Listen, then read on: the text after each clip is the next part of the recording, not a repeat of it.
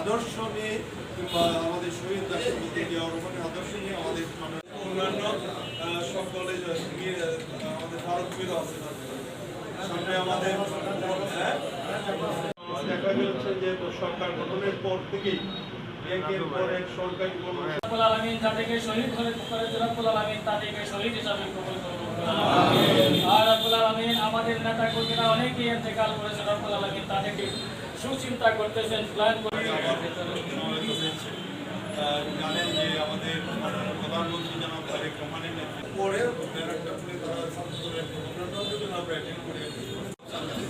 ছোট মানুষ কম তারপর আমাদের ربنا تقبل منا انك انت السميع العليم وتب علينا انك انت التواب الرحيم واجعلنا اخر كلامنا عند الله كلمه طيبه لا اله الا الله محمد رسول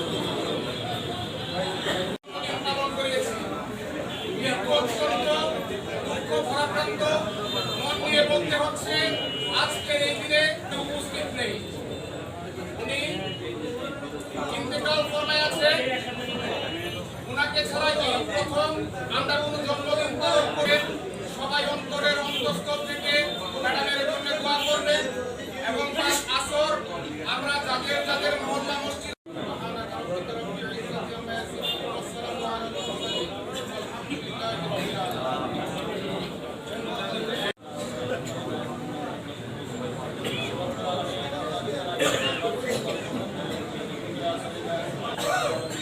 আমাদের গুনাহ কে দিলে রব্বানা কিয়া তোমার গফফার রহমান নামে সালাত দিয়ে আমাদের রিজুয়াতিনা ওয়া লিজামিউল মুমিনিনা ওয়াল মুমিনাত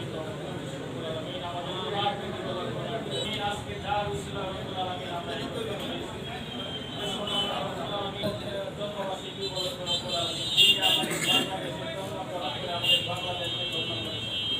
রব্বুল আলামিন আমাদের নেতা কর্মীদেরকে উৎসাহ উদ্দীপনা দিয়েছেন। রব্বুল আলামিন